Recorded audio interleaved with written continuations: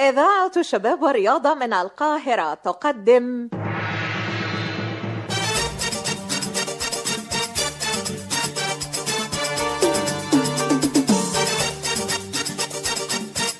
مونجي الحلنجي، بطولة يوسف عيد، عائشة الكيلاني، عادل خلف ونجاح حسن. مونجي الحلنجي، تأليف نادية التبعي، إخراج نجوى إبراهيم. يا عالم يا هو، يرضي مين بس الطلب يفضل متعطل عشان حتة ورقة؟ ما انت عارف يا أستاذ بسيوني إن في أزمة دمغة. يعني بلاش الواد يتعين يا مدام رضا، كلها شوية وعمك مونجي يوصل وأكيد هنلاقي معاه الدمغة. مونجي ده بيفكرني ببابا نويل. دلوقتي بقى يا ست تلاقيه هالل علينا ببقجته، ايش بلوفرات على قمصان، ده غير بقى القماش واللازم منه. بقجة مين بقى؟ ده كان زمان، دلوقتي بيشيل هندبات. اهو وصل يا ست اهو. ايوه جاي، يا صباح الخير والسعاده. مونجي وصلوا معاه القهوه الزياده. والحلبة يا عم مونجي نسيتها؟ ما اقدرش انساك يا مدام رضا. هاي يا عم مونجي، ايه الاخبار؟ اطمني يا مدام رضا، كشف العلاوات بيتمضي وهيتعلق من بكره. انا مش بسأل عن العلاوه، انا قصدي العريس.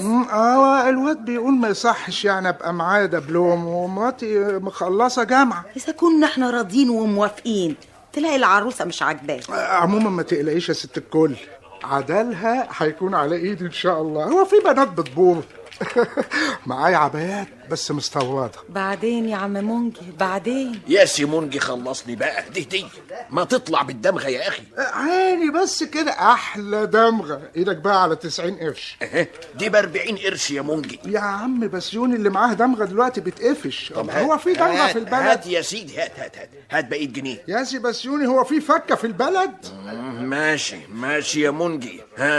عملت لي ايه في دهان الركبة؟ كلها جمعة ونسيب يرجع من العمرة ان شاء الله هيجيب لك كرتونة بحالها يا عم. كده اما نشوف.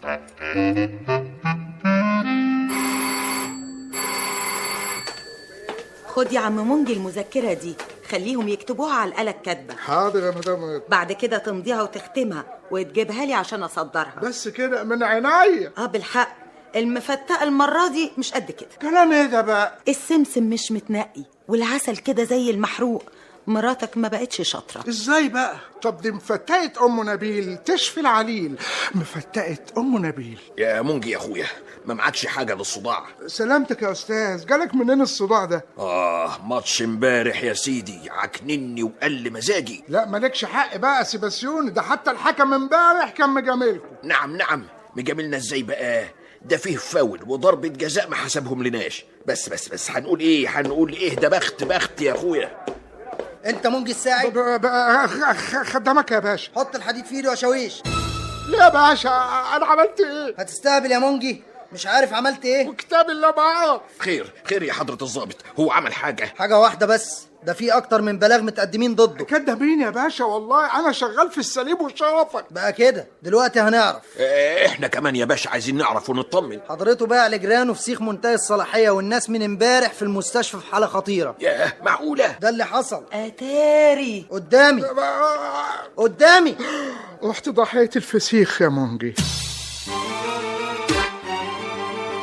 غدا لقاء جديد ومونجي الحلنجي.